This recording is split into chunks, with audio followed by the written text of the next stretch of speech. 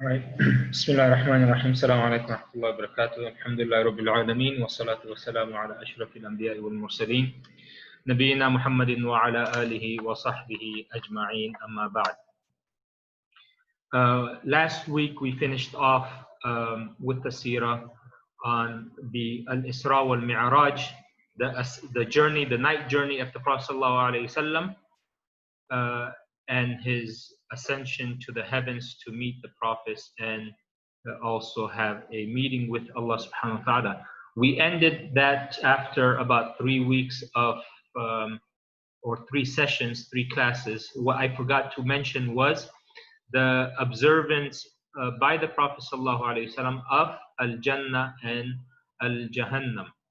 The Prophet sallallahu alaihi wasallam, he narrates that after he received the command for Salah, he entered into Jannah and he saw the beauties and he saw what was in Jannah. So he said that he saw tents made out of pearls and the soil was made out of musk. And we mentioned that there are a hadith that mentions how no one is able to go to Jannah until the Day of Judgment. So how was it that the Prophet ﷺ was able to go to Jannah, even though before it is the Day of Judgment, right? And also there's another hadith that mentions that anyone who goes into Jannah cannot come out. So how is it that the Prophet ﷺ, he went into Jannah and then he came out? How do we reconcile between what happened to the Prophet sallallahu alaihi wasallam, and also how do we reconcile with these ahadith that he clearly mentions, right? So apparently there is a contradiction. However, the scholars, they have already, whatever contradiction that one may think, right? Because it may be contradictory to you. You may not be able to reconcile them. However, there are greater scholars, there are people of knowledge who have dedicated their lives for this. They have dedicated their lives in order for them to understand and explain these ahadith. And if there's any, that's why I always mention apparent, right? It doesn't mean that there is contradiction. It just means that there is an apparent contradiction, meaning it is appearing contradictory to you, but in reality it is not necessarily so, right? So the Prophet ﷺ, he was able to see the beauties of Jannah, and he was able to see the punishments of Jahannam, right? So he was able to see all of this. He saw, for example, some of the punishments on the night, some of the punishments of Jahannam. So in one hadith, the Prophet ﷺ, he said that he saw the punishment of the one who stole an orphan's money, someone who steals the orphan's money. They had noses like that of camels, and they were eating coal made out of fire, and their mouths would swallow the coals and it would come out through the other end. And Allah subhanahu wa ta'ala has warned us about stealing or usurping or eating or taking the wealth of the orphans unjustly. Right? Allah, he says in chapter 4 verse 10, do not devour the property of orphans, because you are only consuming fire into your bellies. Right? Also in another hadith, the Prophet ﷺ said he saw people who had nails of copper and they were scratching their bodies and faces because they used to backbite. And also the Prophet ﷺ, he said that he saw people who had in front of them pure meat and rotten meat, but they were eating the rotten meat and avoiding the pure meat. So Jibreel said these are the people that used to fornicate. They would leave the halal and they would go to the haram. Right? In another hadith, the Prophet ﷺ said that he saw people with such large bellies they could not stand up, and animals were being brought over them to trample over them. And Jibreel said these are the people who got their money from riba, from interest. This is how they used to earn a living. Also the Prophet ﷺ, he said he saw people who were cutting their own lips and tongues. He said that he saw people cutting their own lips and tongues with scissors of fire. With scissors of fire. So Jibreel said, these were the people who used to tell, these were the people who used to tell others to do good, but they would forget themselves. Right? Also, the Prophet ﷺ, he saw Dajjal, and one of his eyes in Jahannam, and one of his eyes was bloated. It was like a rotten grape. One of his eyes was bloated and not normal. And the Prophet ﷺ said, know that Dajjal is one eye, and your Lord, meaning Allah, is not one eye, because he's going to come and claim. He's going to come and claim prophethood or lordship, rather. So these are some of the narrations. So how do we reconcile between some of these things? Right? The Prophet ﷺ entering before the Day of Judgment and then coming out. Well, some of the scholars said, or the scholars rather, they said that actually the Prophet ﷺ was an onlooker. He was an observer. He didn't actually enter in order for him to enjoy enjoy the blessings of Jannah. And that makes sense because the Prophet ﷺ, he also said that he saw the punishment of Jahannam. So there's no way that he would go to Jahannam just to see. So he was an observer, an onlooker, someone who was shown these things of both Jannah and Jahannam. So he did not enter per se. He was someone that was shown these things of Jannah and Jahannam. Right? So next time, if you read a hadith in which the Prophet ﷺ said, in which it is mentioned that he entered into Jannah, right? That is either a misinterpretation from the Arabic language into the English language, right? He is rather shown these things as an observer. And that makes sense because if the Prophet ﷺ had entered Jannah in order to see all of this, then one would have to also say, to be consistent, that he entered Jahannam in order to see the punishment of the Jahannam, and that's not possible. That's the Prophet ﷺ will never. We mentioned in the Mi'raj how the gatekeeper of Jahannam came to the Prophet ﷺ to greet him, rather than the Prophet going to the gatekeeper of Jahannam, Malik, to greet him. And one of the wisdoms we mentioned is that the Prophet is so far from Jahannam that he's not even going to go anywhere close to even meet the gatekeeper of Jahannam.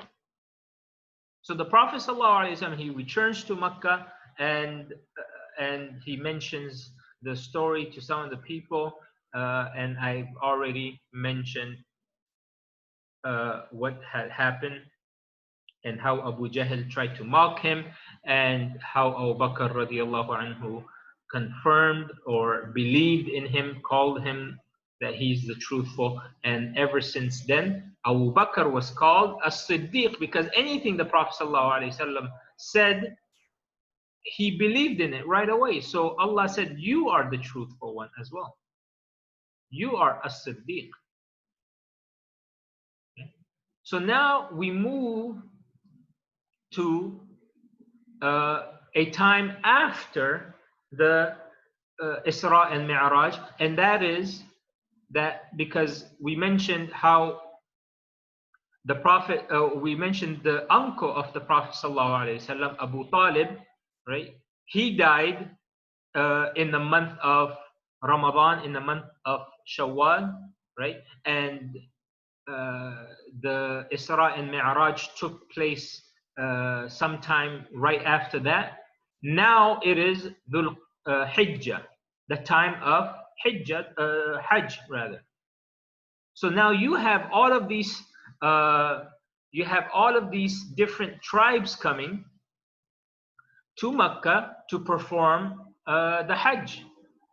They would come from different places in order for them to perform Hajj. And we mentioned this, that Hajj uh, was a continuous ritual from the time of Ibrahim alayhi salam up until now.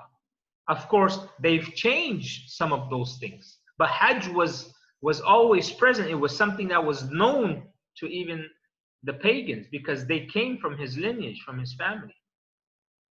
So the Prophet ﷺ, he would take advantage of the opportunity that the various tribes of around Arabia, they would come to Mecca in order to perform the rituals of Hajj. So the Prophet ﷺ, he took advantage of this opportunity. He tried to present himself to those tribes that came for Hajj, and he used to invite them towards Allah, towards Islam, towards Tawheed, and he would also ask them if they could sponsor him to transfer allegiance.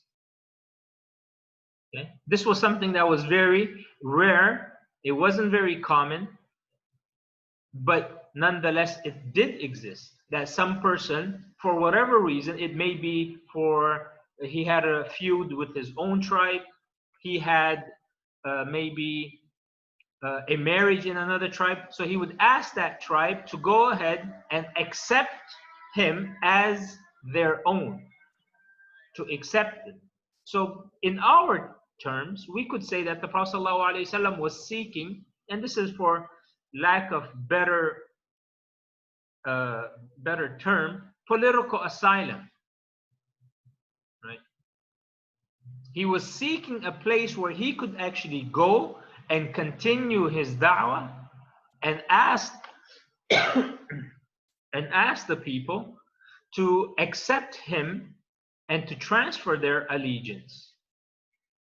So we have several reports of the Prophet ﷺ approaching some of these tribes and first of all inviting them towards Islam and asking them to accept him to their tribe, because remember, those cities, those places, that those villages that those tribes live, no one else can come. It's not like, I mean, just like here nowadays, right? In our state nation that we have, you can't just go. You have to have a visa. You have to have permission. And even when you, as a tourist or as a visitor or in whichever capacity you're living in, even then you have to respect to a greater extent the laws and the regulations of that country, more so than the natives, right? So you can't do certain things that would otherwise be allowed for others, for the natives. So you have to understand that if you go to Mecca and you don't belong, it's going to be very, very hard unless you toe the line and you have connections. So the Prophet ﷺ, he's trying to plant the seeds here for his migration. He's trying to plant the seeds for his migration. So who does he go to? He goes to the well-known tribes. He goes to the tribes that are powerful, that have influence, that have a lot of members or a lot of tribesmen. And of course, that's for obvious reasons, right?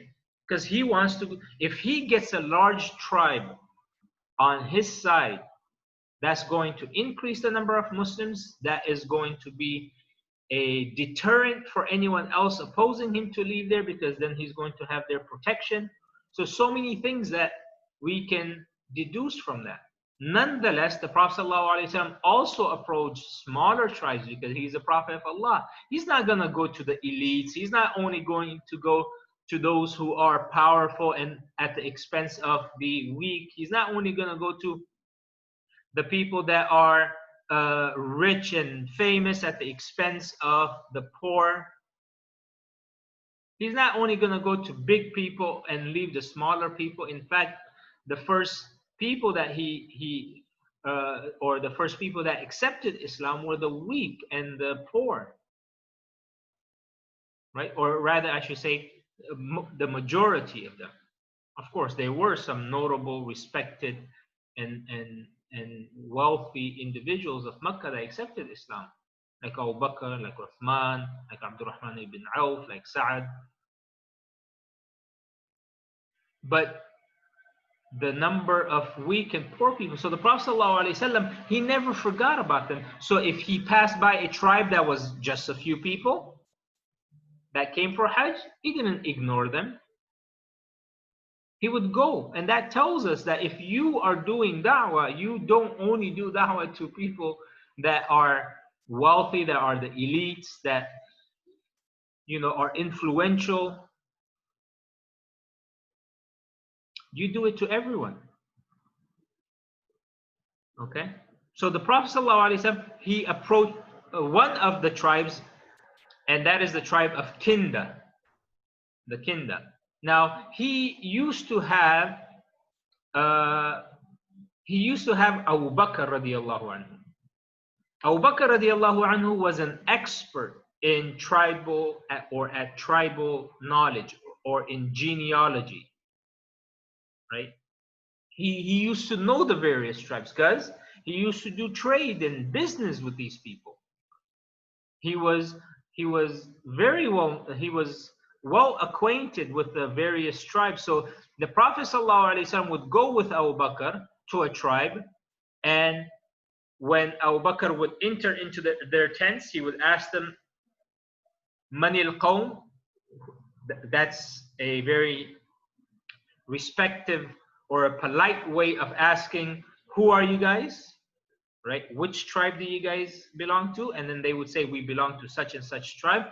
The Abu Bakr would take a step backwards and he would inform the Prophet sallallahu alaihi wasallam, O Prophet of Allah, Ya Rasulullah, this is tribe so and so. They have X, Y, and Z. They are very they are most noble. They are very noble. They are very intelligent. They are very powerful. They have these members amongst their tribes. So he would fill in the Prophet ﷺ on what that tribe was. Because then the Prophet ﷺ would talk accordingly. So one of the tribes was the tribe of Kinda. Now Kinda was a tribal kingdom that was very prestigious a few hundred years back, from the time of the Prophet ﷺ. However, in its current time, meaning not current time like now, I'm talking about in the time when the Prophet ﷺ approached them. At that current time when the Prophet ﷺ was approaching them, they had lost that status and that prestige.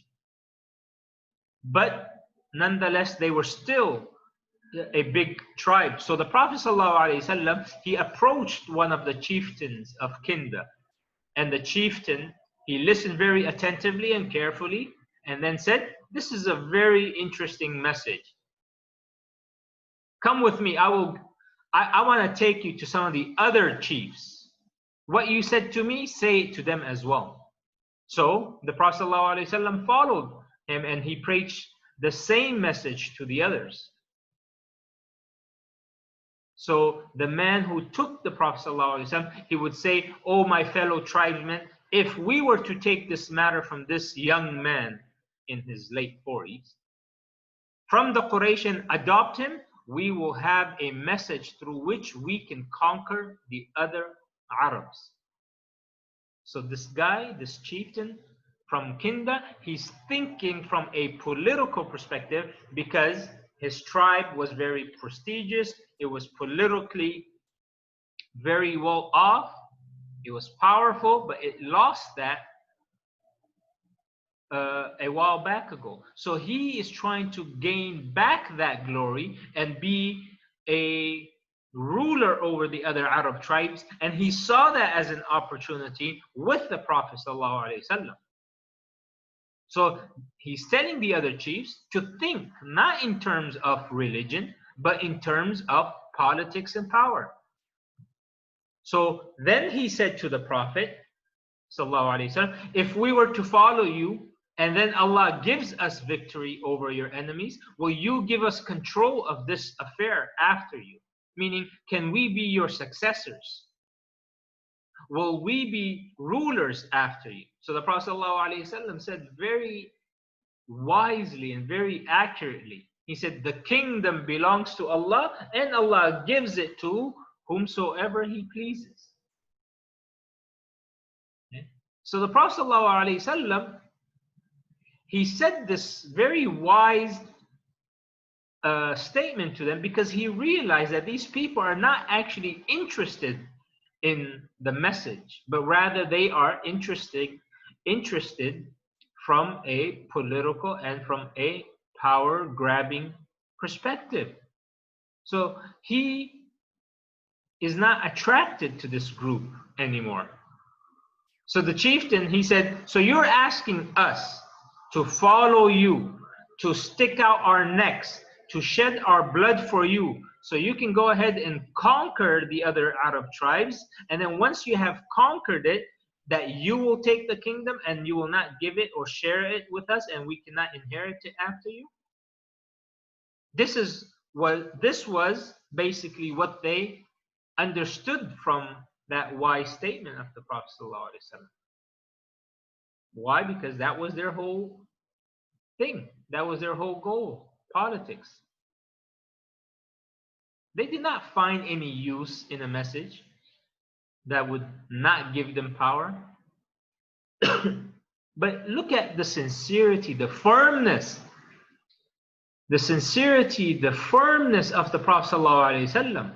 He was in such a bad situation that he is being persecuted and his people persecuted, and he's out there trying to get some allies, right? And this is tribal. Remember, tribe means life. Like, you cannot be away from your tribe. You cannot be away from your family, your kinship, how else can I explain it? It's not like nowadays. We're living in a completely different society. We're completely living in a nation state, in a corporate type of society where we are not so much affected. We are not so much affected by tribalism, because I can go to any country, right, and get a job with a company that doesn't even know me. But over there in that society, that's not the case. Your livelihood, your power, your everything depended on the tribe. So here the Prophet ﷺ is trying to find a solution, yet they are trying to see what they can get out of it. But so if he was anything other than a prophet, don't you think he would have compromised? Don't you think he would be like, okay, all right, let's come up with a deal? No. That's why a true prophet, this is how he acts. This is how he is sincere in his message. This is how he is sincere in his message. He's firm. He's not wavering in it. And we will see many other examples like that throughout the Seerah, where many people try to approach him to compromise, to share, but he would not do so.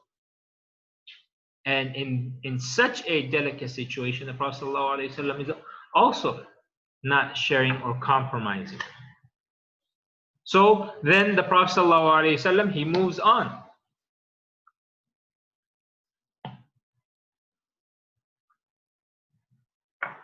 He moves on and he finds one of the tribes by the name of Banu Shayban ibn Tha'laba, right here.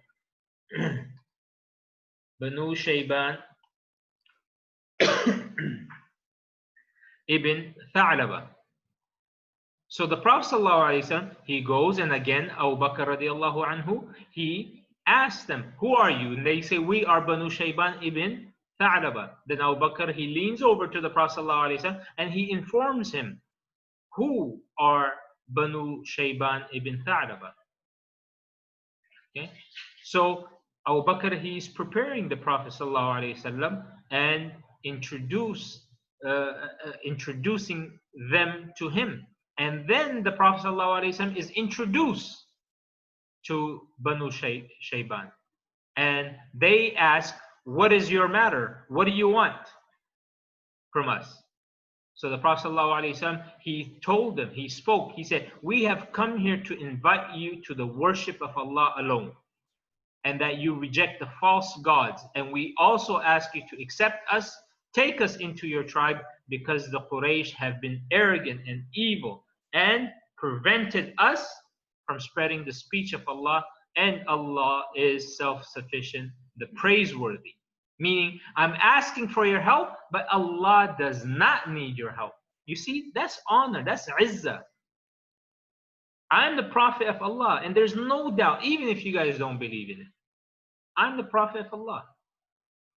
I'm here taking the worldly means in order to spread the message, to protect myself, to take that worldly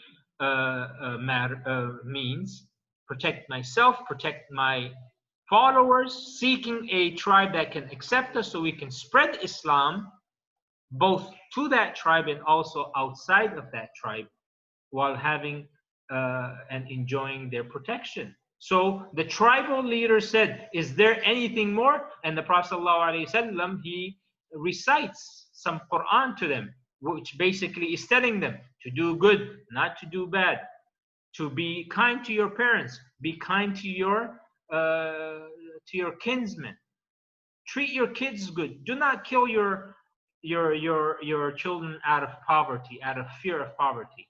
That Allah, He's the provider. All of these moral acts, the Prophet is teaching them, and he's telling them that you should be just, you should have good akhlaq, you should give to your relatives, and he forbids them from immorality and bad conduct and oppression and killing one another and usurping the rights of one another, taking the wealth of the orphans. All of these things the Prophet ﷺ is telling them through these various verses of the Quran. So he's reciting the Quran to them.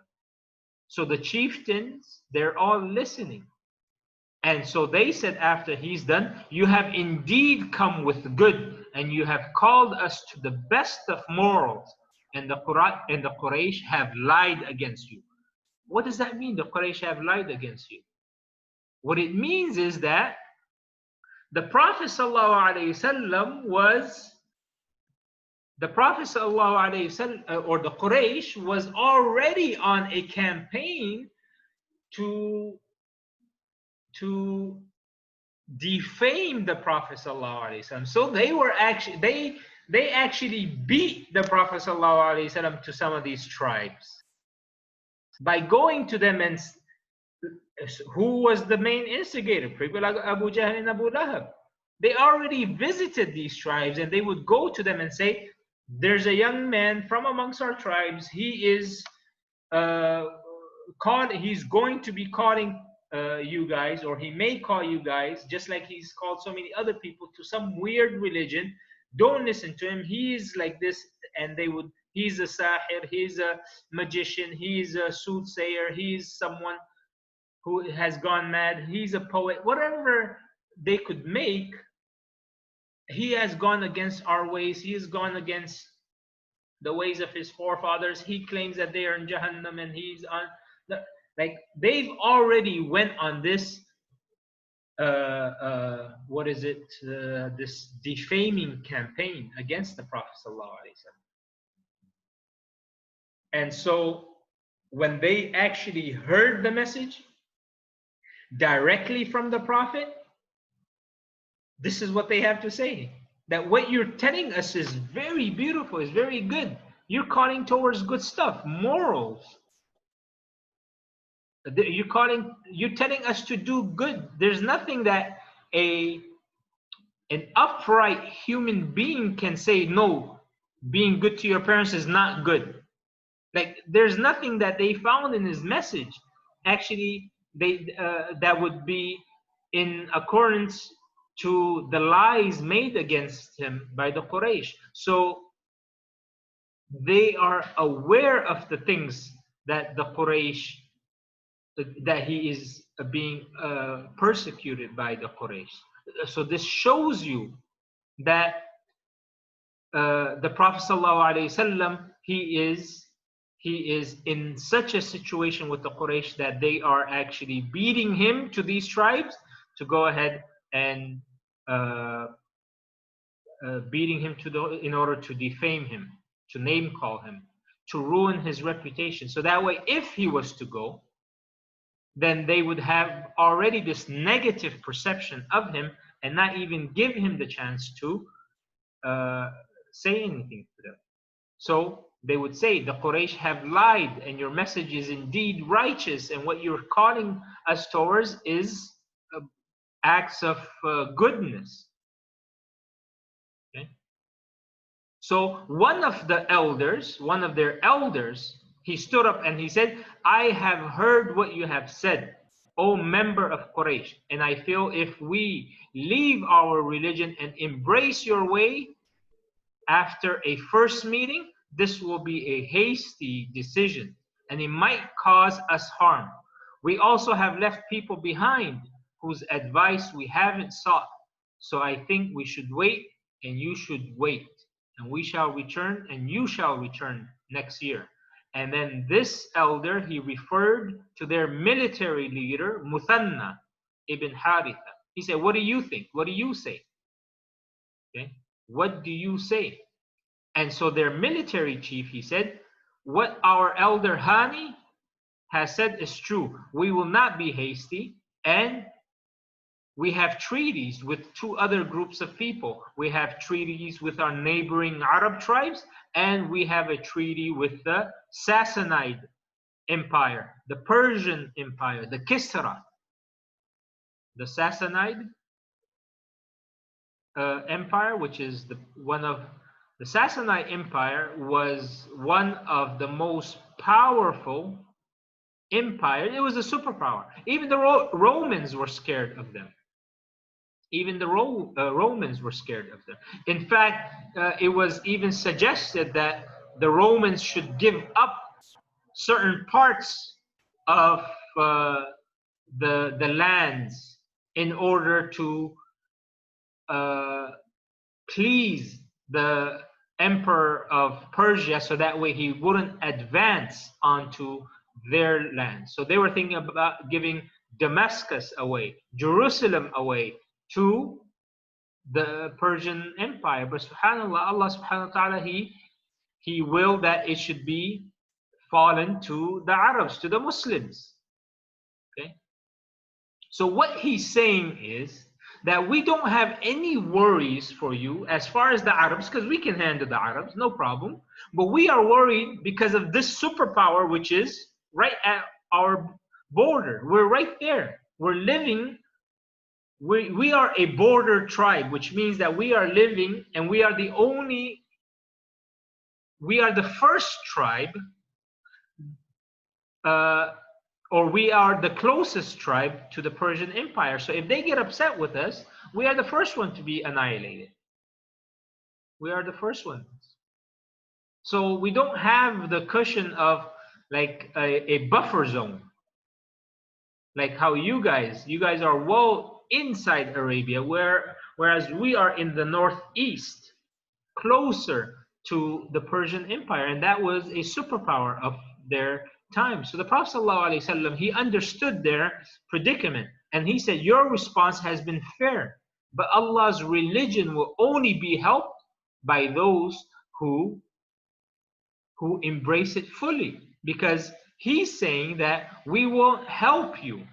That's what he's saying. That's what the person was saying to him, the military chief, that if we were to accept your religion, it will only be with the Arab side, but not with the Persians. Meaning, if you ever take on an expedition against the Persians, then we cannot.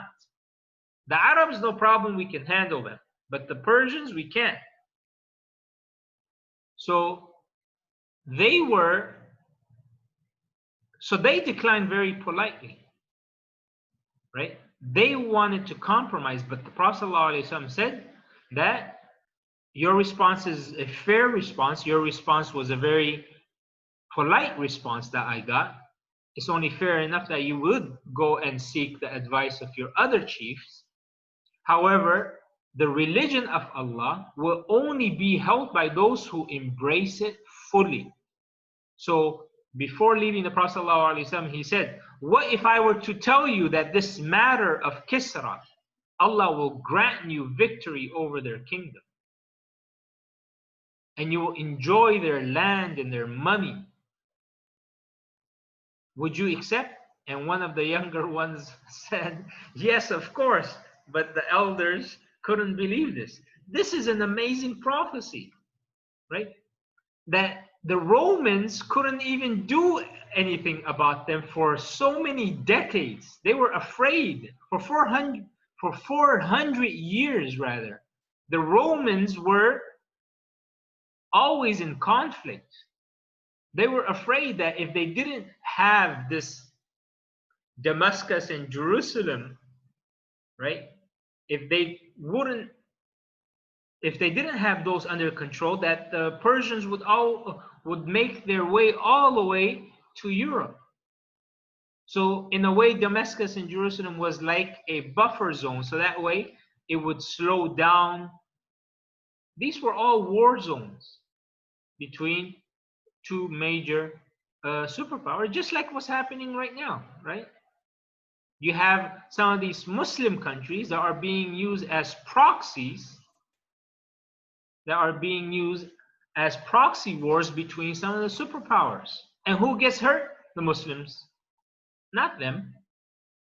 Right? We have that in Syria, we have that in Libya, we had, and we continue to have this in Afghanistan, we have that in Iraq, we have that in Yemen, all of these Muslim countries, right? It's always between China and America, Russia and America, Turkey and Russia, Turkey and America. Like, when is it going to end, right? That's the question that everyone is asking. When is it going to end? That's the topic for another time, inshallah. But nonetheless, the point is the Prophet ﷺ, he is not compromising, and he is calling them, and he is actually even telling them a prophecy, an amazing prophecy that they can't believe. That here's a person who is coming to us for protection, but yet he is already thinking so big, right? And that tells you, you should always be optimistic, no matter in what situation you're in. It's never going to look, gloomy for you all the time. It's not always going to be bad for you. It's not always going to be good times. You're going to have these up and downs, but always be optimistic. Always have that optimism. Okay? So the Prophet ﷺ, he is already giving them. Then there are other small tribes. Right? Where am I?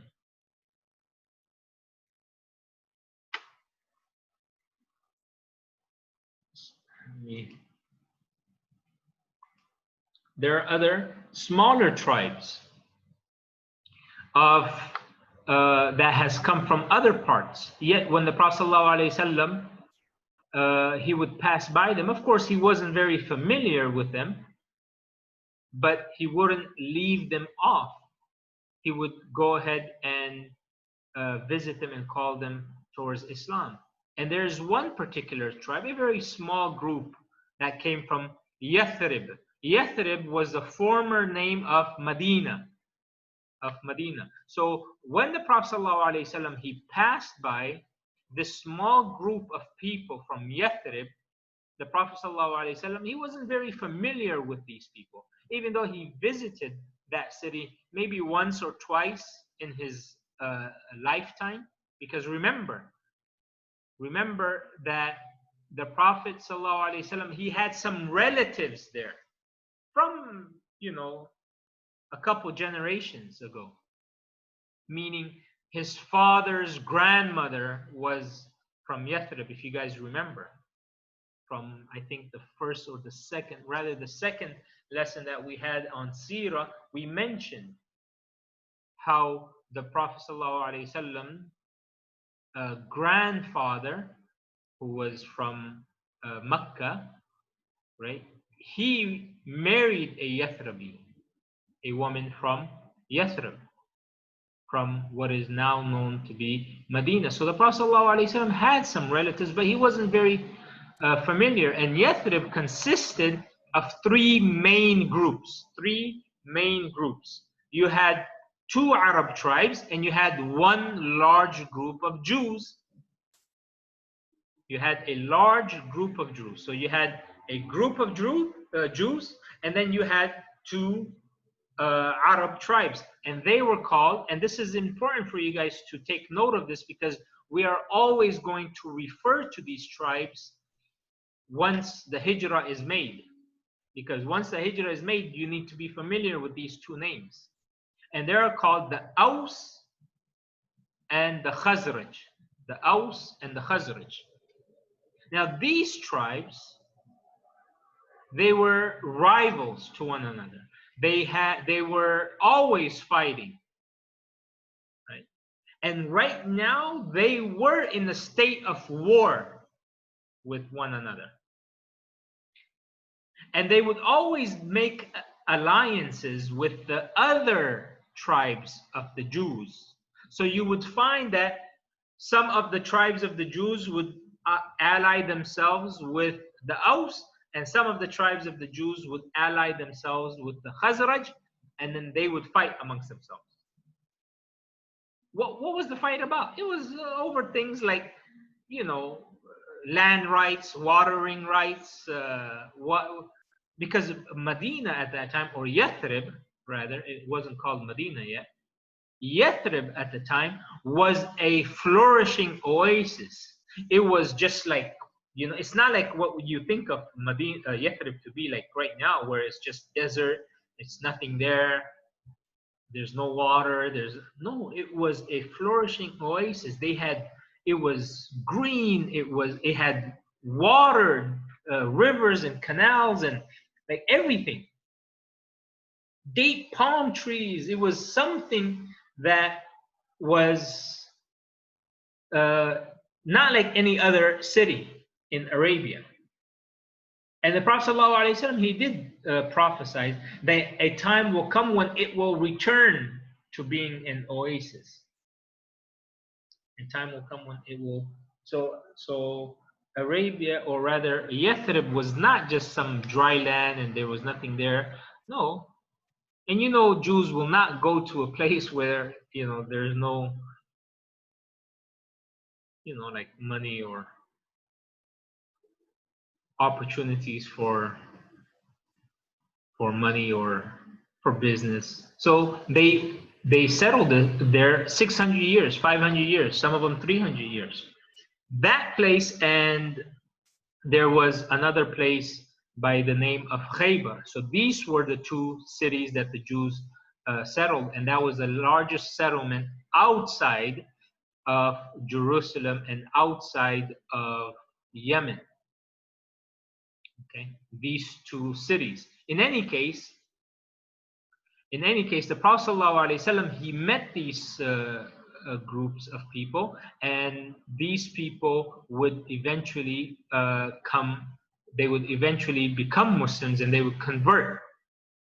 And what was the main thing that facilitated this conversion was the Battle of Bu'ath. The Battle of Bu'ath was a civil war between the Aus and the Khazraj that lasted for over 10 years. They were having minor skirmishes here and there over typical, Bedouin issues. And these skirmishes were building up more and more until there was a major battle. And the battle was called Bu'ath. And this battle took place around 4 or 5 years before the Hijrah, meaning, so right now, as they are speaking with the Prophet ﷺ, this battle had taken place 2.5 or 3 years before this major battle. So what happened to this major battle? A lot of their leaders were killed. I shouldn't say a lot, most of them, like almost all of them, except for a couple.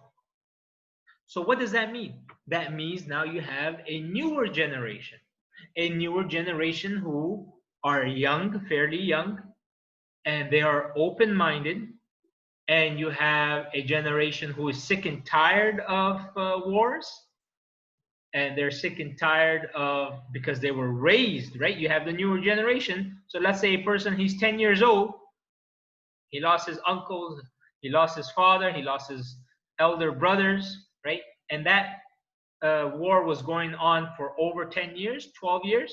So now he's 20, he's 22. Don't you think that that is, don't you think that that would make him be sick and tired of war? They want peace. They want to go ahead. Now he's young. He's like, I want opportunities of business. I want opportunities of making money. I want to get married. I'm tired of this, of these wars, these skirmishes. So they are more free to do what they want and to accept a religion other than the religion that they didn't find any success. So the battle killed a large amount of their senior chieftains and leaders. So the ones that were left were just the younger generation, and they were sick and tired of it. They were sick and tired. And that tells us that who do we concentrate and who do we actually go, also, or primarily, or really concentrate on our da'wah? It's the younger generation, because they are more open-minded. They're more open to accepting your da'wah and so on. So the Prophet ﷺ, he met them, he invited them towards Islam, and these people, they accepted Islam. And these were the first 6 or 7 people that accepted Islam outside, such a large number outside of Mecca, meaning they were not from Mecca.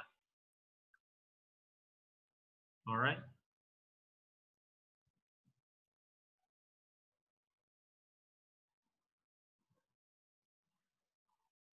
So the Prophet, and then they promised the Prophet that they are going to come back next year with other people from their tribes, their sub-tribes.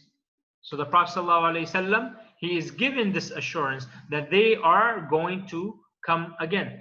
Let me show you.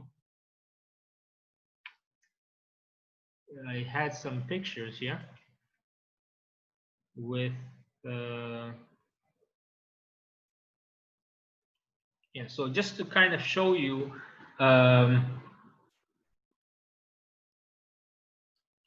right here. So this was the Persian Empire. Okay. These were some of the beautiful structures. It shows you their civilization. It shows you how advanced they were even at that time. That they had these huge, magnificent palaces. This is just one of the cities that they had. Now it's in ruins, of course. Right.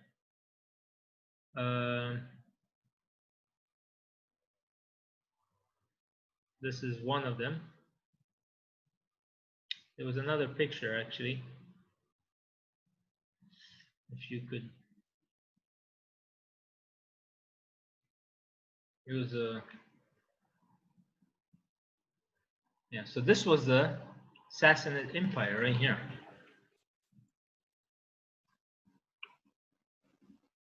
You had Mesopotamia. This is where Iraq is, and then this is all of Iran area. They had even this Armenia, Georgia, these places as well.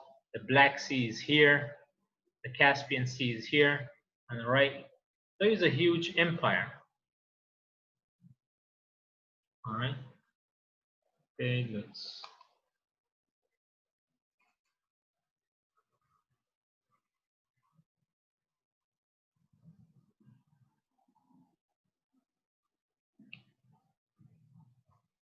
So now let's analyze what was the reason that the Khazraj, so these people, these 6 individuals from the Khazraj tribe, they accepted the da'wah of the Prophet ﷺ, and they promised that they are going to come back the next year, which means the 11th year of prophethood.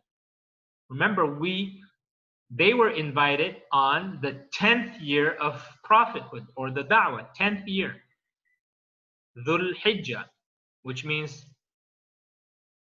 that the next year will be the 11th year. So let's analyze. Some of the scholars, they analyze, why was it that this small tribe, this obscure tribe that even the Prophet ﷺ wasn't really aware of, because they're so small, they weren't so significant where, you know, they would be considered to be like a superpower of their region. Rather, they would be fighting amongst themselves. Aus and Khazraj were basically cousins. And you had these Jews amongst them who would ally, some of them 2 tribes with one and 1 tribe with the other, and they would be allies, causing them a civil war. So no one really paid much attention to the Aus and the Khazraj in terms of politics, in terms of treaties, in terms of, you know, making an alliance with them. Yet the Prophet ﷺ, he didn't overlook them. He called them, and they immediately accepted Islam. So some of the scholars, they went ahead, analyzed it, and said, why did the Khazraj convert to Islam so easily? And they were the ones that helped the Prophet ﷺ. They were the ones that gave him refuge, and they were the ones that gave him that city in order for him to migrate. So first of all, we all know Hidayah is from Allah. So we know that Allah subhanahu wa ta'ala, He gave them guidance, opened their hearts to accept the religion of Islam, because He's ultimately the one who guides anyone that He wishes. So the Khazraj were the people that were guided by Allah to accept Islam as a religion, to be the founders, or rather to be the helpers, the Ansar of the first Islamic state. The second reason, this is something that is important for you guys to understand and hear, that the Khazraj and the Aus, they were the only Arab group in that region that had knowledge of a monotheistic religion. Why? Because they interacted with the Jews. So they understood the concept of Tawheed, of prophets, of rituals, of laws, of ethics. The Jews, they had a scripture from God. The Aus and the Khazraj, they knew what a book meant, a religious book. Whereas the pagans of Mecca, they don't know what's a book. They don't know what's a religious book. They never had one. They don't have that concept. They didn't have the concept of like laws, like religious laws, codes of conduct. They didn't have that. They were pagans. I mean, a religion, you can't have a religion if you don't have a code of conduct, if you don't have a book that people can refer to as their guidance. So the people of Khazraj, of Yathrib, they were familiar with the concept of prophethood. Why? Because of the Jews. The Jews, they had many prophets. They had many prophets. So the Khazraj and the Aus, they know what a prophet is, and they understood what a book does and what it says. Why? Because they used to hear this from the Jews. They used to overhear the passages of the Torah from the Jews. So they felt inferior to the Jews, because the Jews had a not supposed, but they had a higher civilization than them. So the Jews, they could read, they could write. You need to be able to read you need to be able to be literate in order for you to read your religious text and your religious book. So they could read and write. They had these religious schools and institutions and places of worship, whereas the Khazraj and Aus, they didn't. What places of worship they had? They didn't. Mecca was the only place that they would come once a year and do their, their paganistic rituals and go back. They didn't have like a Mecca over there in Medina. So they had all of these things, and the Khazraj and the Aus and these Arab tribes in Yathrib, they did it. So they felt inferior. They felt a sense of an inferiority complex compared to the Jews, because the Jews, they would flout this. They would say, look, we are better than you. We have a book. You guys don't have a book. Show us your book. We have prophets. Who are your prophets? So basically, for generations, the Jews used to flout their superiority and not give the Aus and the Khazraj any opportunity to convert.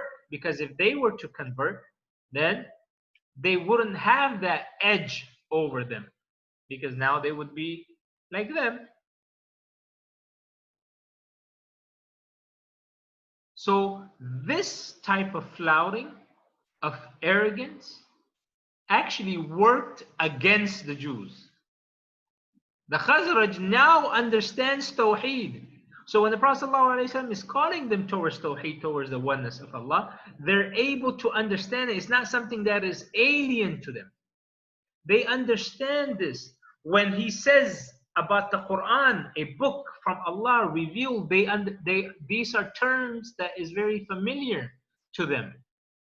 So they are able to recognize it. And so they found an opportunity for them to go ahead and accept this religion in order for them to also have this kind of sense of honor and respect and this edge over the Jews. The Jews were saying to them, and we have all of these prophets, and we are going to have a last prophet that is going to come from amongst us, and we are waiting for him. And as soon as he comes, it will be game over for you guys. It will be over. Because when he comes, he's going to destroy and all of the Arabs that do not, he's going to destroy all the Arabs, and he's going to take over Arabia, and we are going to be the rulers of Arabia. So you have the Jews saying this. But this flouting, this ignorance was actually was used against them, because it didn't come from the Jews. Right? I mentioned how they have this rich civilization. All these prophets came from the time of Ibrahim alayhi salam, or rather from the time of Ishaq alayhi salam, the son of Ibrahim, up until Isa alayhi salam came from them. So, and they knew, because all the texts said, every prophet said, after me, a prophet is going to come, and his name is Ahmed. After me, there's a prophet. Like every prophet told about the coming of the last prophet, not necessarily immediately after him, but the last prophet. So all of the Jews, they were waiting. They wanted this. They wanted to seal their civilization with the last prophet, and they knew that this last prophet is going to be the prophet for the whole world, and he's going to be conquering the whole world, at least over those people that did not accept his religion, and anyone who stands in their way. So they had this, and yet Allah, in his wisdom, he did not choose that the last prophet be from amongst the Jews, but rather from the Arabs. So it worked out against them. And that's why when we see in later history, or in later Seerah, when the Prophet ﷺ is trying to invite them, yet the Khazraj and the Aus have already accepted him as their prophet. So they're like, we're not going to accept you as a prophet. How can we accept you as a prophet when we are already enemies, and we were doing this with the Aus and the Khazraj? So you have to understand it from that perspective, even though it is arrogant and it is defiantly kufr. But that was the reasoning. However bad it was, however ignorant and arrogant it was, nonetheless, this was the reason. Right? This was the reason. So it backfired. against them. And all of a sudden the tables have turned. So the 6 people of Khazraj that the Prophet ﷺ invited saw an opportunity to embrace a religion with a book and a prophet, which they have been deprived of, and deep down inside they knew it gotta be true. So they converted to Islam and returned back home spreading the message. Oh people, we came with such a message for you guys. Now we can say we have a religion and just have this advantage as well. And that is a political, a tribal, economical, religious advantage as well. Because now we have the last prophet and those Jews, they didn't. So one of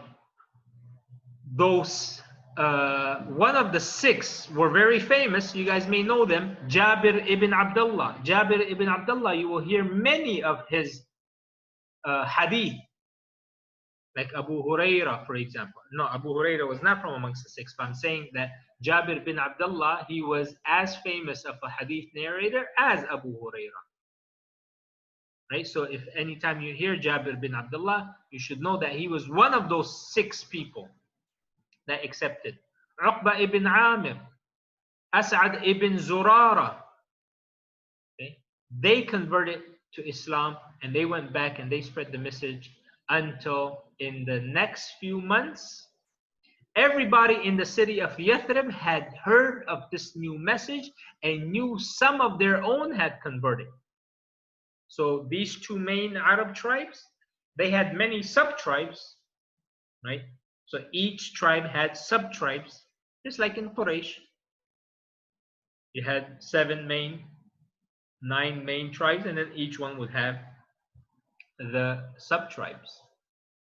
So in every single sub-tribe, there was at least one individual that had accepted Islam, or rather that had was thinking about it. But the point is, everyone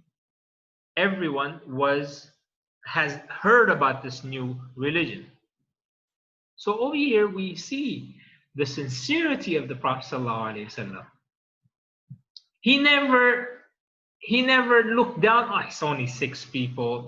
Well, I should be doing it to 60 people, to 600 people. And you see, unfortunately, with some of these so-called Islamic speakers, right? They're not going to come to a conference or a seminar or a class of less than 100, 200 people. They say, my time is well spent giving a lecture to 1,000 people. Why should I do it to just 10 people? Is that the prophetic guidance? Did the Prophet ﷺ think of it that way? Remember, in Taif, he talked to one person. You guys remember? That servant, that slave that brought him, that Christian slave that brought him some grapes from a nearby, from his garden, from his master's garden, after he was kicked out of Taif. He immediately started talking to him about Islam. He didn't say, I'm not going to waste my time. I'm too tired. I'm already beaten up from Taif. No, the Prophet ﷺ took advantage because you don't know from whom the religion is going to spread exponentially. So he was busy with those elites, those big tribes, but he never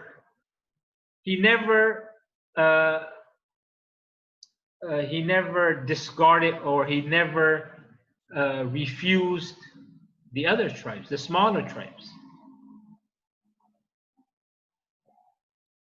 So we see this, and you don't know. Maybe there's one person that you see as being humble and not very worthy of your time, or whatever it is, right? Never do that, because we see many times from the Seerah of the Prophet ﷺ that he never underestimated them. He never underestimated them. in fact, the Prophet ﷺ, he was shown in a dream that he will be migrating to another country, another land with greenery and palm leaves and trees. So he thought it would be Yemen. He thought it would be Yemen. He was expecting the big tribes, but rather it came out to be Yathrib. So he thought it was going to be Yemen with big tribes and all of this, but it was Yathrib all along. So he still gave his full attention to the people of Yathrib, and Allah gave him back the fruit of all of his planting.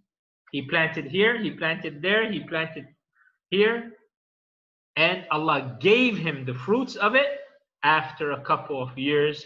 And indeed, Allah subhanahu wa ta'ala, He says in the Quran chapter 65 verse 2 and verses 3, He says, whoever fears Allah, He will make for him a way out and will provide for him from where he does not expect. And this is what happened to the Prophet ﷺ. He never expected that such a small tribe will go ahead and accept Islam 100%, all six of them, and that Islam would flourish from such a tribe.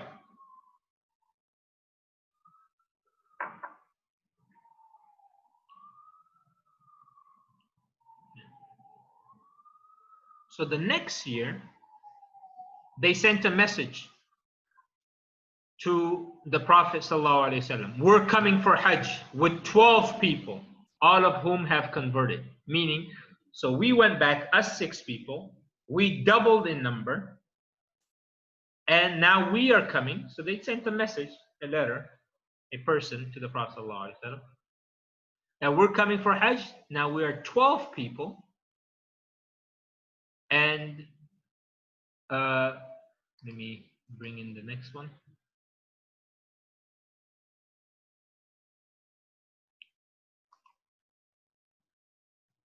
So the next year is the 12th year. Okay, the 12th year. Some of the scholars said it was the 11th year. Okay, because we have the first pledge and we have the second pledge, which is in the following year. So this is not too important. It's either the 11th year or the 12th year. It's not very important. It's just off by a year, and that's what happens with history. Right? It's not like it's off by 10 years. So I put 12 year because that is what is in some of the books, the 12th year. And in other books, it's the 11th year. So whichever book you are reading, whether it's the book by Martin Ling or by When the Moon Split, go ahead and take a look at both of them. That is how a student should be doing. Read a page or two from here and read a page or two from there, so that way you can get a little bit different perspectives on the matter. Because both of the books that I've recommended for this class, you guys should be using it to read further on it. Yeah, I hope you guys are using it. So they sent a message to the Prophet ﷺ, we're coming for Hajj with 12 people, all of whom who have converted to Islam. And that's amazing because this is the largest group of people outside of Mecca to convert since the beginning of Da'wah. No one else has converted in such a large number. Never have 10, 12, 6 people converted from any group outside of Mecca, outside of the Quraysh. So in the 11th year or the 12th year, meaning 2 years before the Hijrah, 10 people from the Khazraj and 2 people from the Aus. Right? Aus can be spelled as A-W-S-A-U-S, doesn't matter. So you have 10 people from the Khazraj. Remember, we mentioned these are the 2 main tribes in Medina, and then the tribe of the Jews. And the tribes of the Jews are basically divided into 3 sub-tribes, and then this Arab tribes, they have, and then this they had animosity. They had the battle of Bu'ath for 10 years, right? So they are enemies. But look at what Islam does. Islam brings them together.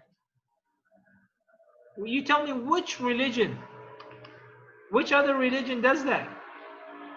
Where a person from the Khazraj, he's going hand in hand to the Prophet to give him a pledge of allegiance. Hand in hand. Which other tribe does that? Look at what's happening in the US right now. As much as they're talking, we are United States of America. We are, you know, we have these values and these democracy and all of this stuff that they're talking about. Yeah? Oh, he's black. He's Latino. He's white. He can never be like one of us. Well, we're all Americans. We've been born here for 400 years. Just like how you guys, we came the same time you guys came. Because you are the ones that brought us. Right? This supposed great country and superpower, look at what they're doing. You think they have that kind of love? No, they don't. As much as they claim, that's their propaganda. To make them seem. And over here, you have these 2 rival enemies who have been at war, who have killed each other, yet they're coming because they're united under one statement. And that statement says there's no other God except Allah, and that Muhammad is the messenger of Allah. That has united them. And that is something that is truly amazing. So at this, the Prophet ﷺ, he met them, and he met them where? He met them in Aqabah. Let me show you. In fact, they have created they've built a masjid, which is called Masjid Bay'ah. Bay'ah means pledge. Aqabah. And it is in the outskirts of Mecca. It is in the outskirts of Mecca, near Mina. Okay, near Mina. That's where they were. So this is where it's at. They've made this masjid to kind of, this of course masjid came later on, but this is around the place where the Prophet ﷺ had met them in their tents, and this is where they gave the pledge, both in this year and then we will see in the 3rd year as well, meaning the 12th year. So 2 pledges took place in this particular area. So the Aus and the Khazraj, let me share back the thing with you all. So the Aus and the Khazraj, for the first time, they're forgetting about their war and their hostility. And in this meeting, the Prophet ﷺ, he formally converts them to Islam. And at that time, anyone who converts to Islam, the Prophet ﷺ would give them an oath by placing their hands on the hand of the Prophet and swearing an allegiance, swearing a conversion. And that pledge or that allegiance will be what? We will never commit shirk. We will never commit theft. We will not fornicate. We will not commit murder. But we will not kill our kids, rather. We will not vilify one another. And we will not disobey the Prophet. We will not disobey the Prophet. That was the pledge that the Prophet ﷺ accepted. So now they asked for a man to go back with them to teach them Islam. And so the Prophet ﷺ, he sent who? I want you guys, I've been meaning to assign you guys some, some small quizzes and everything that I used to do in the beginning when we actually had a class. So I've been meaning to assign you guys some small quizzes here and there. And I want you guys, instead of answering now, I want you guys to go ahead and find out who was that individual, okay? And then you guys can all go ahead and private message me instead of in the group, because we want to give everyone an opportunity. So go ahead and find out who was that individual that the Prophet ﷺ, he sent with them, because that will help you, or at least force you guys to do some research and read the two books that I have told you guys to do. So this individual, he is from the Quraysh. He was sent with them to go back to teach them the Quran, to teach them some of the rituals like wudu, tahara, salah, because remember, salah is wajib now. Salah is fard now, because this all happened after al-Mi'raj. And it is narrated that within a few weeks of him arriving to Yathrib, 40 people had converted to Islam. 40 people. And therefore the Prophet ﷺ told them that they can go ahead and establish the Jum'ah prayer. So this was the first time Jum'ah prayer had taken place. The first time. You might be wondering, the Prophet didn't have the Jum'ah prayer in Mecca? No, he couldn't. A Jum'ah prayer is something that is performed in public. And the people and the Muslims, even though there were 40, more than 40, they could not assemble in public to go ahead and pray in public. All right? There's no more protection for the Muslims. There's no more protection for the Muslims after the death of Abu Talib. So this individual, that was sent with the Prophet ﷺ, I'm trying to avoid saying his name so that way he is, so that way you guys can go ahead and find that out for yourselves, right? This is a homework assignment. So this individual, he goes and he converts within a matter of a few weeks. He converts 40 people to Islam. And the Prophet ﷺ gives him permission. Now, some of the fiqh issues, is it necessary for 40 people that you must have 40 people in order to do the Jummah prayer? Well, some of the madhabs like the Hanbali and the Shafi'i madhab here in Malaysia, they require at least 40 people in a particular locality before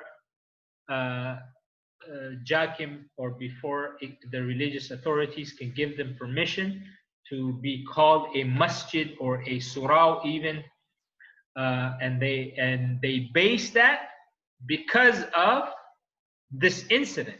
So they've taken this incident as a proof that, look, the Prophet ﷺ gave permission to this individual, to the Muslims in Yathrib, to go ahead and perform the Jummah prayers after 40 people had reached 40 people. But however, some of the other scholars said, no, you could have it with as little as 2 people, with as little as 3 people. Okay, some said 3, some even said 2. They said because Jum'ah prayer, you can have it with anyone that is that consists of a jama'ah, and we know jama'ah can be with 2 people. And they said that, in fact, the Prophet ﷺ, he did not know that it was 40 people because because when he had sent them the order to perform the Jum'ah prayer, he still didn't receive the letter that we had 40 people accept Islam. So him sending the message to go ahead and establish the Jum'ah prayer there was before him being informed that it was 40 people accepting Islam. All right? 40 people accepting Islam. So you can't really use that as a proof. So now,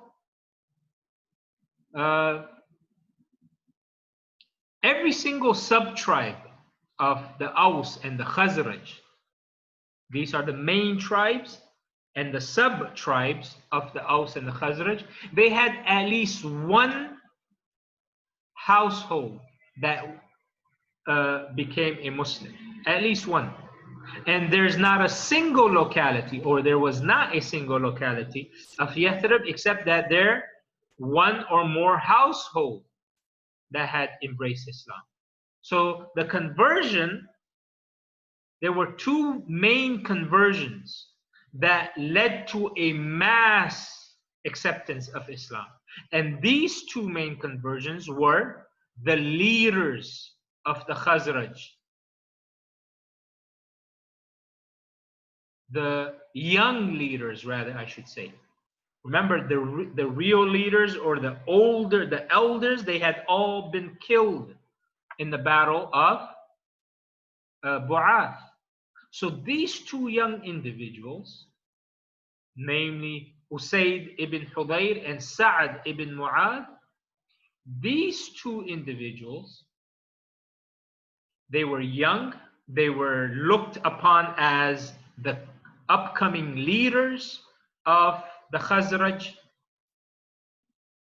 So when they had accepted Islam, you see a mass conversion of Islam of the remaining people of the Khazraj tribe. So these two individuals, they were both very close friends as well, Usayd and Sa'ad. They were very close friends. So they were talking one day, and Sa'ad said, remember, who is Sa'ad? Just to give you a little bit of a side note on Sa'ad ibn Mu'adh, he was the individual that when he died, the throne of Allah shook. The throne of Allah shook. And there were so many angels present in his janazah that the Prophet ﷺ, he was tiptoeing.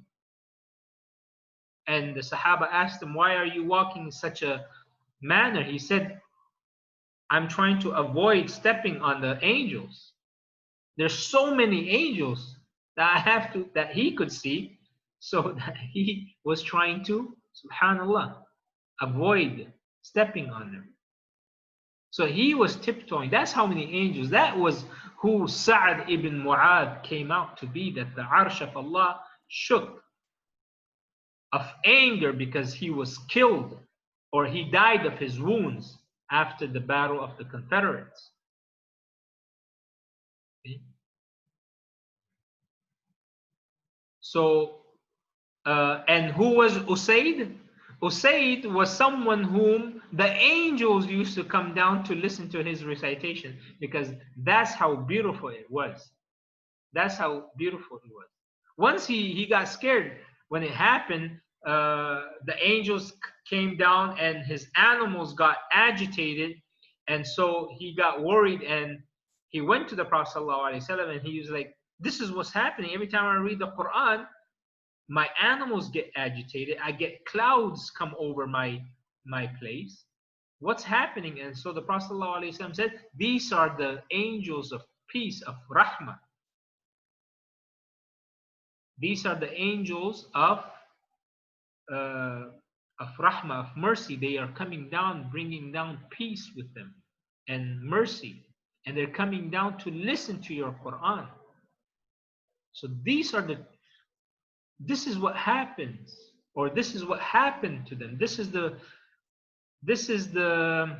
status that Allah subhanahu wa ta'ala gave to them. Okay. So they were sitting one day, and they both said to one another, this new religion has come to our city, and my cousin As'ad, that was his cousin, As'ad bin Zurara. Remember, As'ad bin Zurara was the first 6 people, the first batch from the Khazraj. So they went They came back with 12. They all accepted Islam. And then they requested that someone is sent with them to accept Islam. Who is that someone? That is your homework. And who was he staying with? He was staying with As'ad ibn Zurara. And As'ad ibn Zurara was the cousin of Sa'ad ibn Mu'adh. So he's saying, look, my cousin As'ad, he's housing this man who is spreading the faith. But because he is my cousin, I feel awkward going to him and confronting him. Why don't you go and expel this man from our city? Like, I feel that, I don't want to get mad at my cousin, and I don't want my cousin to get upset with me because I will say certain things to his guest. Why don't you go and do it? So Usayd, he went with his spear, and when Asad saw him marching with his spear, he said to his guest, the person I'm trying to avoid mentioning his name because that's your guys' homework, he said, oh, so-and-so, this is one of the leaders of the Khazraj. So Usayd came and said in an angry voice to him, why have you come to our land? To brainwash those of us who don't have strong intellect? To take our women and children away from our ways? To convert them to the ways of this new prophet of yours? Go back to where you came from if you have value of your life. So he responded. He responded with calmness and confidence, because that's what Islam gives you. When you have the truth, you have confidence. So he says to him, he said, why don't you listen? Why don't you sit down and listen to what I have to say? If you agree, that's good. If not, I'll go back. So Usayd is like, okay, that's fair enough. If I agree, if I like it, okay, good. If I agree, that's perfect. That's good for me, right? I came here and he's going to say something that is good. All right, he's not expecting anything from me. But if I don't agree, if I don't like what he has to say, then he's already promising to leave on his own accord without me forcing him out. So he found this to be a very reasonable request. So he said, all I have to do is just sit down and listen. So when he sat down and he started listening to what he was preaching to him, he embraced Islam. Just the eloquence of it, just the simplicity of the message, just the simplicity of the message. Recites a few verses, tells him this is what Islam is all about, makes sense to him, and he goes back. When he goes back, immediately everything changes about him. So when Usayd is going back, Sa'ad sees him from afar, and Sa'ad is sitting with his other friends, and he's like, this is not the same person we are seeing. This is not the same person we sent. Meaning, he has completely changed. He has completely changed. So, and that is what happens, right? When you accept Islam as your way of life, it changes even the way you walk. It changes everything. It changes your demeanor. It changes your physical attributes, your emotions. You're not going to be the same person, or at least you shouldn't be the same person as you were before Islam. So when he comes, Sa'ad asks him, so what happened? Did you succeed? And Usayd says, I tried talking to them, but why don't you go and try? So he's trying to get him to go, because now he has the religion of Islam, and he's trying to tell Sa'ad, why don't you go? So he goes and he takes his weapon, because he's like, I tried. He listened to Usayd. He said, he tried, but something happened, and he's not really telling me what happened to him. So Sa'ad, he becomes alarmed. He takes his weapon. He goes marching to his own cousin's house, As'ad, and he says, "Oh As'ad, if you were not my cousin, these weapons would not be by my side." Meaning, if you were not my cousin, I would not be coming here to protect you and our honor. It's because of our blood relationship that I am not taking this anymore. I'm not taking this anymore. Get rid of this guest of yours and tell him to leave our land and stop spreading his pollution. That's what he said. So As'ad, he says, "Come inside the house." He comes inside the house. He meets him. He meets the guest, that Sahabi from Mecca who's teaching them about Islam. He meets him and he tells him, he said, "Listen, at least listen to what I have to say. If you agree, that's good. If not, I will stop. I will leave." That's how confident he was. That I know Islam is going, the true message of Islam is going to change him. And so he finds this to be very fair. He said, "All right, fair enough. That's valid." And so he starts to recite with a beautiful recitation, Surah Az-Zukhruf, chapter 43. And this completely changed Sa'ad ibn Mu'adh. Why? Because indeed the Quran is a miracle. And having heard it directly, Sa'ad immediately says, "How do I convert?" And so one of the giants of Islam and one of the leaders of the Khazraj tribe, he converts to Islam, and with the conversion of both Sa'ad and Usayd, the entire tribe of Banu Abdul Ashhal, which is a sub-tribe of the Khazraj, they converted, and these two were their leaders, and this was the largest mass conversion ever to take place up until this point.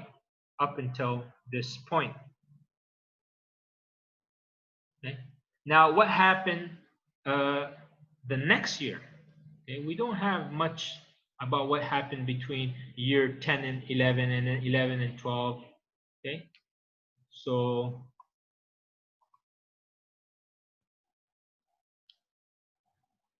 now we have the second allegiance.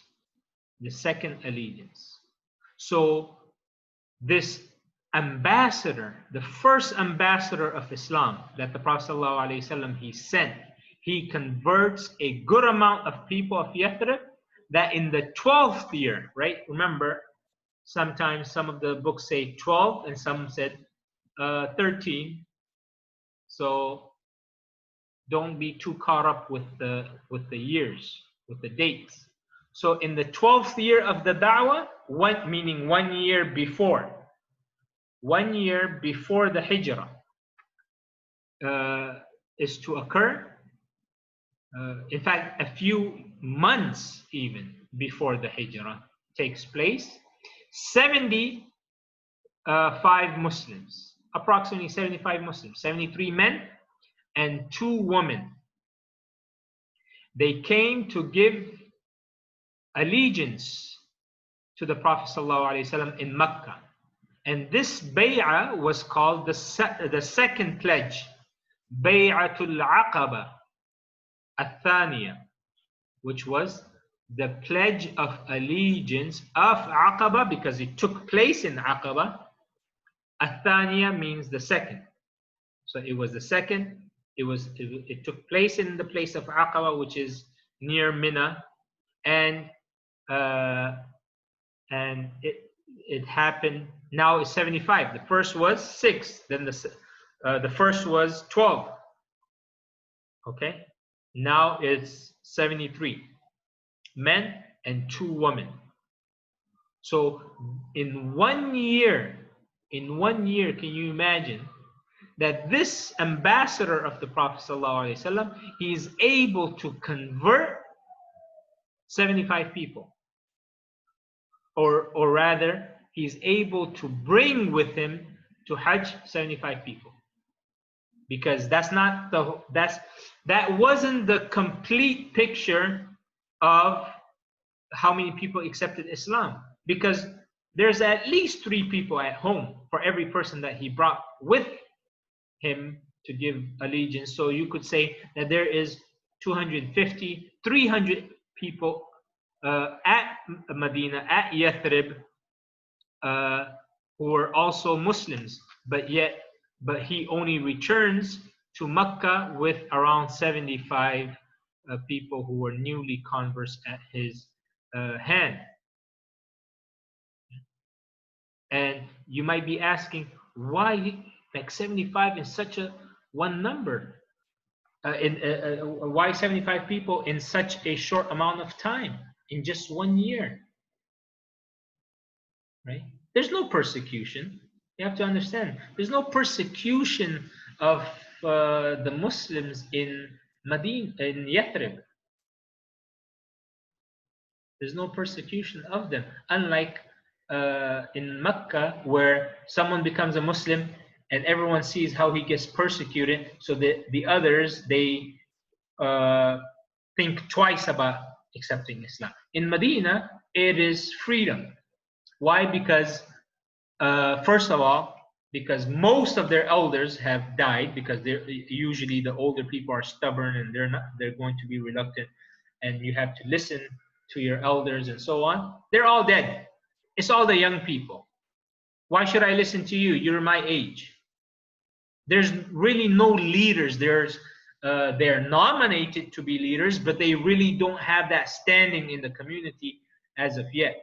And the other reason is no one is getting persecuted. And the other reason, that some of their own nominated leaders, like Sa'd ibn Mu'adh, as well as Usayd and As'ad, these people have accepted Islam. So if our leaders accepted Islam, who are we not to accept Islam?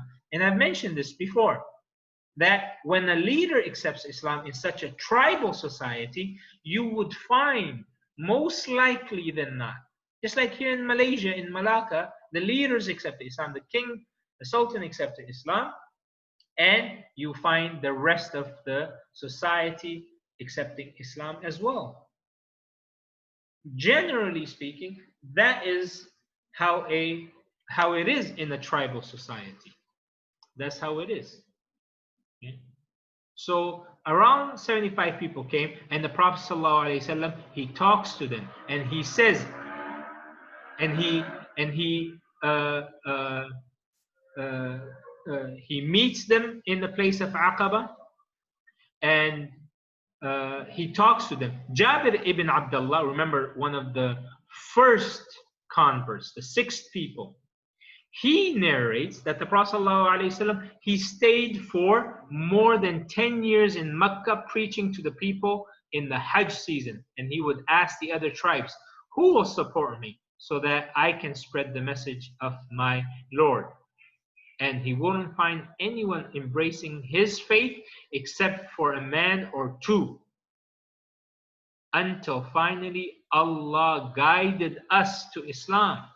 A group from the people of Yathrib preached Islam to us. We believed in him, and we recited the Quran, until not a single sub-tribe of Yathrib were there, except that some amongst them had embraced Islam. And then Allah caused us to come together, and we spoke to one another, and we said, for how long will we allow the Prophet ﷺ to be repelled from one valley to another side of Mecca and live in fear?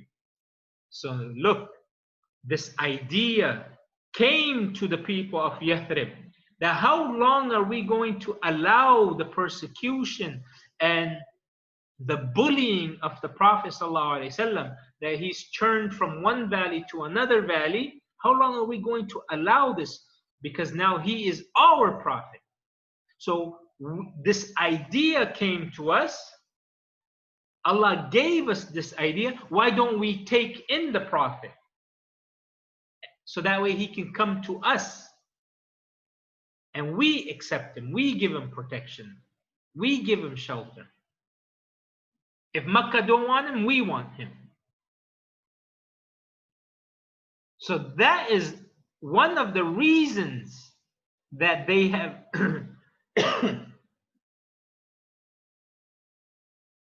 that is one of the reasons they went to Makkah, in order to propose this to the Prophet, in addition to giving him the pledge. So Jabir, he says, so we gathered together in the last night of the Hajj, when his uncle Abbas is still not a Muslim, he came and he said to the Prophet, looking at all of us, "Oh, my nephew, I don't know any of these men and I don't feel comfortable." Remember, Abbas, he was a trader, he was a merchant, so he knew many of the elders of Yathrib from his merchant days. But these elders have all died in that battle, the battle of Bu'ath. So Abbas, he doesn't recognize any of these youngsters. So he didn't feel comfortable because he is thinking in terms of his jahiliyyah, his ignorance, tribalism, his ignorant tribalism. And this shows why Abbas is coming. It shows you he's feeling a sense of loyalty out of tribalism, but yet he is trying to compensate. He's feeling like embarrassed. Look, my nephew, whom we have failed to protect, my nephew is going to other people to seek protection, and we have failed at our job. So let me go ahead. The least that I can do is ensure that it is a good tribe. Ensure that these are tribes who are worthy of him coming. These are tribes that have the ability to do so.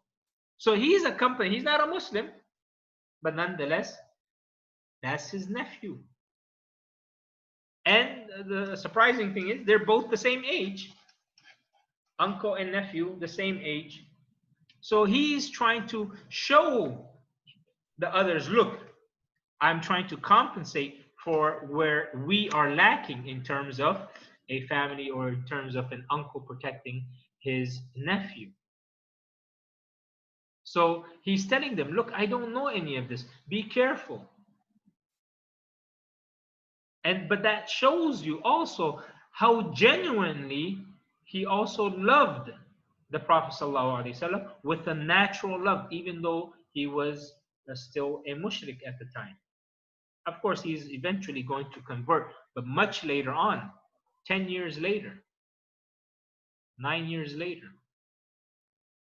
So Jabir radiallahu anhu, he continues, we came in front of the Prophet, and Abbas was the one who stood up to speak on behalf of the Prophet sallallahu alaihi wasallam. He said, "O people of the Khazraj," even though there was two people, or a few people rather, from the Aus.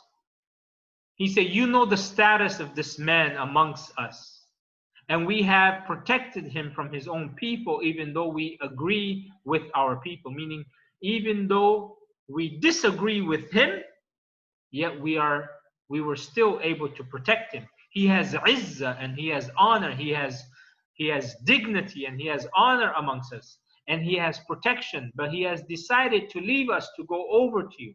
So if you are sure that you can live up to your conditions with him and protect him from those who disagree, then you shall bear this responsibility. Otherwise, let him be from now. Meaning, leave him alone. Don't try to give him false promises, and realize that he is honored amongst his people. So you see this right here. You see this, that you guys should know what you are agreeing to. Will you abandon the Prophet during a war? If you abandon him, then you will be disgraced in both the world. If you stand by him, then you will have a reward in both the worlds. So this is what Abbas is basically telling them. that don't think that this is a temporary thing. He's looking into the he's for he's having this foresight in which he is uh, uh, mentioning that if you ever give up on him, that is going to be disgrace for you guys. So the people, they reply, "O Abbas, you have spoken. Now let the Prophet speak."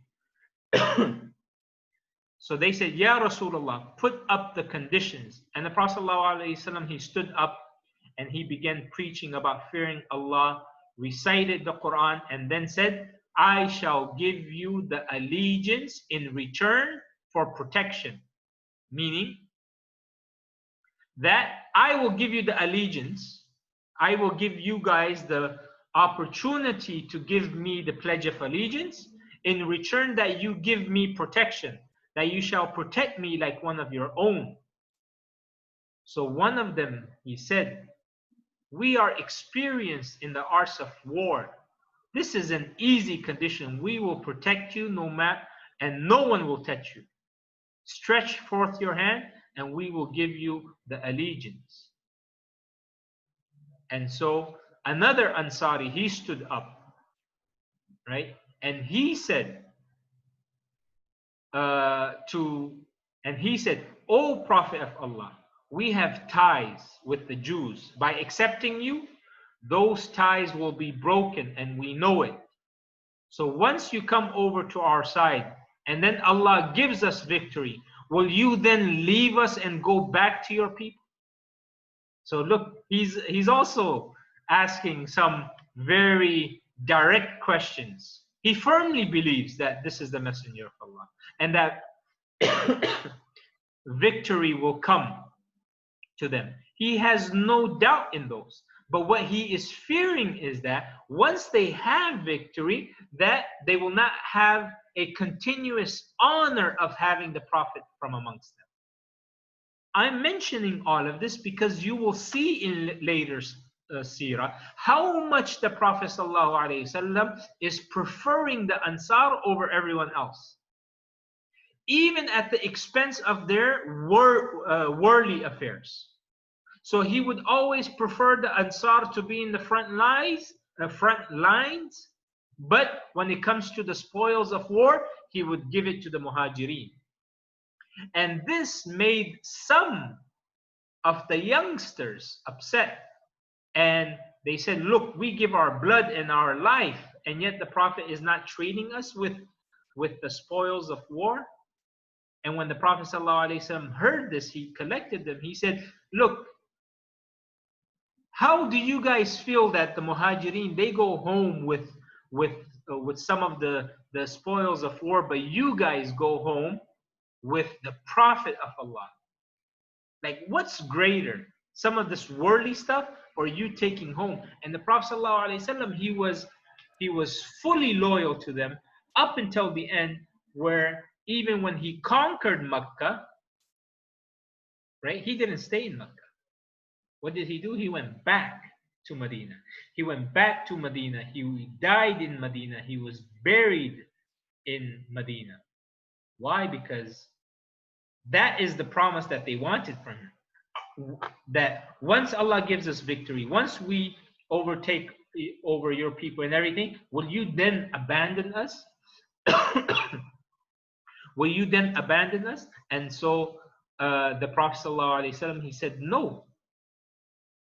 And the Prophet ﷺ, he was and he gave his word, and he was true to his word.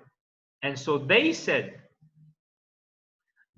"O Messenger of Allah, what is the phrase of the allegiance we should give?" And so the Prophet ﷺ said, "You must give an oath that you hear and you obey me in good times and in bad times, in difficulty and in ease, and that you spend of your money in the way of Allah, and that you command the good and forbid the evil, and that you speak the truth no matter what the consequences, and that you help me once I come to Yathrib, just like you help your own family." These are the Islamic conditions, and these are the political conditions that the Prophet ﷺ gave. And once he said this, a voice from amongst them said, "And what shall we get in return?" And the Prophet ﷺ said the one word they wanted to hear, and that was Al-Jannah. No money, no fame, no fortune, nothing. He said, paradise will be yours. And that's all they wanted to hear. And they all stood up to give him the pledge. They all gave him the pledge.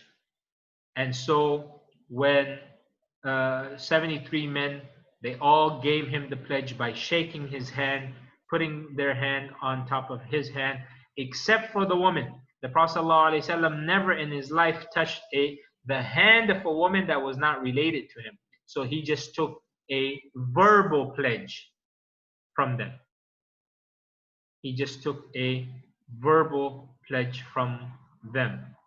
And so when the entire oath, when the entire pledge was finished, Abbas was looking along in great worry. And he said to the Prophet, "These are people, I don't know any of them. And all of them are young kids." So he's very worried about the Prophet ﷺ. But if Abbas did not know them, then indeed Allah, He knew them. If Abbas didn't recognize them, then Allah, He recognized them. And Allah, He honored the Khazraj and the Aus tribe with accepting Islam, adopting this Islam, adopting the Prophet ﷺ. Remember, I mentioned in the fourth lecture of ours, when the Prophet ﷺ, he was born, when excuse me, when the Prophet ﷺ, he was born an orphan. No one wanted this orphan. Everyone wanted to go to someone who had a lot of wealth, who had a father. No one wanted this orphan. But Halima to Sa'diyah, she went ahead and adopted this orphan. Look at what Allah subhanahu wa ta'ala, how Allah honored her. Allah, her wealth increased. But there was barakah in it. She had old animals. They all became young, full of milk, full of strength. She had an old donkey. She had an old camel. She surpassed all of the other caravans. She beat all of them. She became more youthful, more energetic. Why? Because she adopted this youth, or this baby, this infant who was an orphan. And then we see how Allah gave honor to the Khazraj and the Aus and the people of Medina, honor and dignity, and the whole world was made subservient to them, to their rule, when they adopted this prophet whom no one else wanted, but they took him on. And look at how Allah honored them. Look at how Allah made them be called the Ansar, the helpers, that we look up to them. And even the Prophet ﷺ, he would say that if the muhajir, the migrant, the muhajirin took a path and the Ansar took a path, I would take the path of the Ansar. Okay? How their city became a holy city, how they were remembered, and they will be remembered until the Day of Judgment. Why? Because they adopted the Prophet ﷺ. So let's see, what about in our lifetime? If we were to adopt the Sunnah of the Prophet ﷺ, adopt the teachings of the Prophet ﷺ in our life, don't you think Allah will give you honor? Don't you think Allah will give you dignity and help you in your affairs? Don't you think that? Because look, that's what history proves. You look at someone like Halima as-Sa'diyah, his suckling nurse. You look at the Khazraj and the Aus and the people of Medina giving him protection and giving him asylum when no one else wanted, even though they were smaller in number, not known, but yet they did that And look at how Allah honored them. Of course, they went through a lot of hardship because of him, no doubt. It's not like, okay, we accept you, we adopt you, and then that's it. Everything was easy breezy. Everything was so nice. No, they went through hardship. And that's what's going to happen. If you accept the sunnah of the Prophet ﷺ, you adopt it in your life, it's not like, okay, the next day you wake up and next thing you know, you'll be getting calls from all of these companies saying, please work for us. Why? Because we got an inspiration and a dream saying that we should be hiring you, or come and I like to do business with you. That's not going to happen.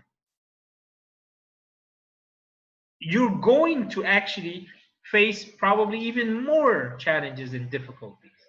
But Allah is testing you whether you are going to be true to that covenant and that pledge of following the sunnah of the Prophet ﷺ. Testing you, checking you out, because his promise is real, is the truth, and we know that, and he claims that, and he says that, and he's the truthful one. But are we true?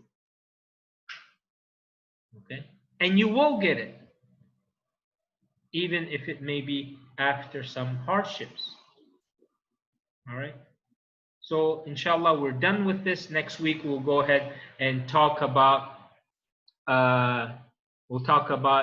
the early migration to Medina, how the Prophet ﷺ, he was making the necessary preparations to go to Medina by sending out a few people here and there, and then him eventually going. I hope you guys benefited from this lecture. If there's any questions, I've assigned that small little task. Maybe let's see if I can assign something else as kind of a homework, just to kind of get you guys a little bit busy.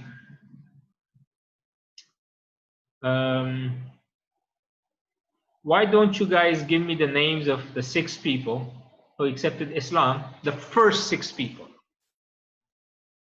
I think I've mentioned 3 of them.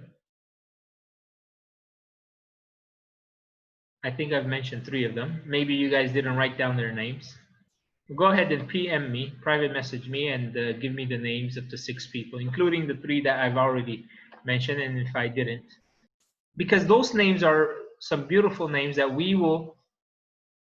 need to know those names, both in terms of keeping their memory alive, but also we will recognize those names in hadith. Like Jab ibn Abdullah, I just gave you one of them. That's a name we all recognize. Okay, and then of course maybe in the later Seerah we will recognize them definitely. All right, inshallah, if there's no more questions, then we call it a day. It's 4:05. Jazakallah khair. سبحانك اللهم وبحمدك نشهد أن لا إله إلا أنت نستغفرك ونتوب إليك رب اغفر وارحم وأنت خير الراحمين.